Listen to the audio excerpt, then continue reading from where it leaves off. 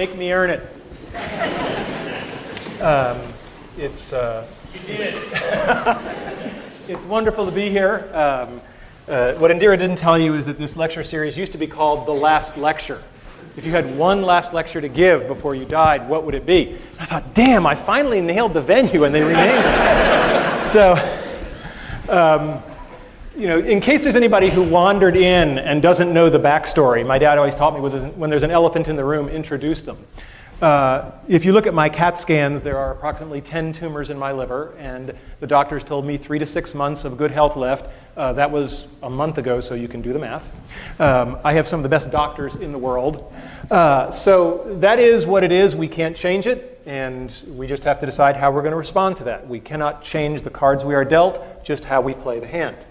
If I don't seem as depressed or morose as I should be, sorry to disappoint you.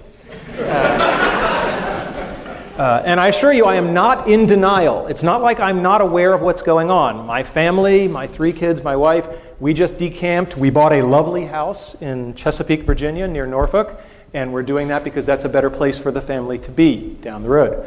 And the other thing is I am in phenomenally good health right now. I mean, it's the greatest thing of cognitive dissonance you will ever see is the fact that I am in really good shape. In fact, I'm in better shape than most of you.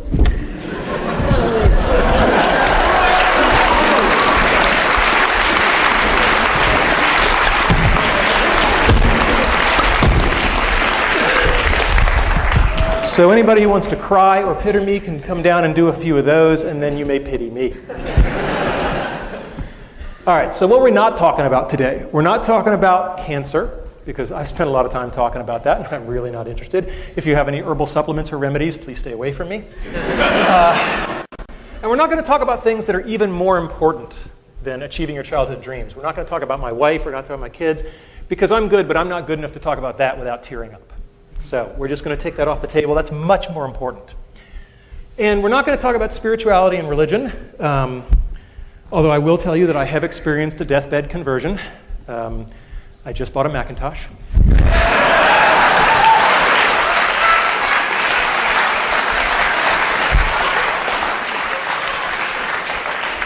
Now, I knew I'd get 9% of the audience with that, but...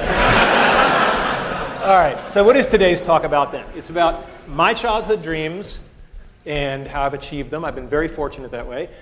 How I believe I've been able to enable the dreams of others. And to some degree, lessons learned. I'm a professor. There should be some lessons learned. And how you can use the stuff you hear today to achieve your dreams or enable the dreams of others. And as you get older, you may find that enabling the dreams of others thing is even more fun. So what were my childhood dreams? Well, I had a really good childhood. I mean, no kidding around. I was going back through the family archives, and what was really amazing was I couldn't find any pictures of me as a kid where I wasn't smiling, right? And that was just a very gratifying thing. There was our dog, right? Aw, thank you. And there I actually have a picture of me dreaming. Right? And I did a lot of that, There's a lot of wake-ups, And it was an easy time to dream. I was born in 1960, right? When you're 8 or 9 years old and you look at the TV set and men are landing on the moon, anything is possible. And that's something we should not lose sight of, is that the inspiration and the permission to dream is huge. So what were my childhood dreams? You may not agree with this list, but I was there. Being in zero gravity, playing in the National Football League, authoring an article in the World Book Encyclopedia. I guess you can tell the nerds early. Being Captain Kirk. Anybody here have that childhood dream? Not at CMU, no. I wanted to become one of the guys who won the big stuffed animals in the amusement park, and I wanted to be an Imagineer with Disney. Right? These are not sorted in any particular order, although I think they do get harder, except for maybe the first one. Okay, so being in zero gravity.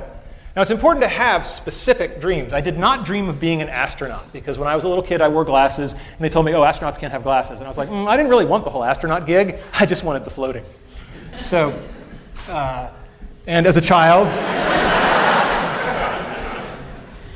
prototype 0.0. But that didn't work so well.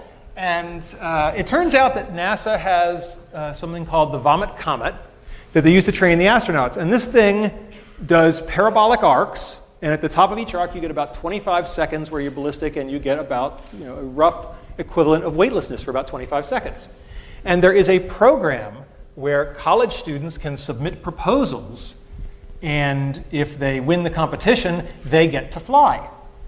And I thought that was really cool, and we had a team, and we put a team together, and they won, and they got to fly. And I was all excited because I was going to go with them.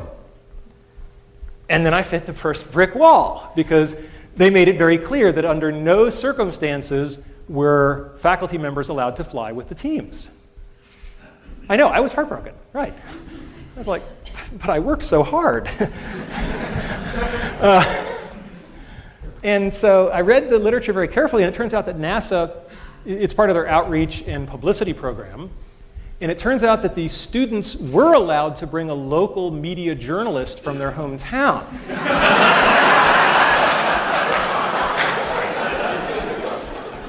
And Randy Pausch, web journalist. It's really easy to get a press pass. So I called up the guys at NASA and I said, I need to know where to fax some documents. And they said, what documents are you going to fax us? So I said, my resignation as the faculty advisor and my application as the journalist. And he said, that's a little transparent, don't you think? And I said, yeah, but our project is virtual reality, and we're going to bring down a whole bunch of VR headsets, and all the students from all the teams are going to experience it, and all those other real journalists are going to get to film it. Jim Foley's going, ah, you bastard, yes.